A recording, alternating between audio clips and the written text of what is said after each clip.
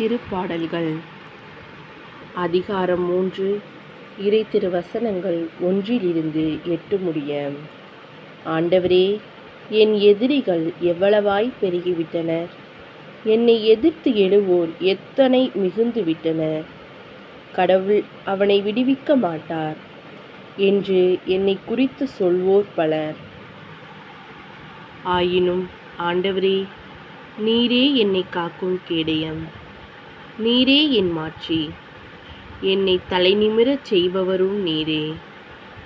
நான் உரத்த குரலில் ஆண்டவரிடம் மன்றாடுகின்றேன். அவர் தமது திருமலையிலிருந்து எனக்கு பதிலளிப்பார்.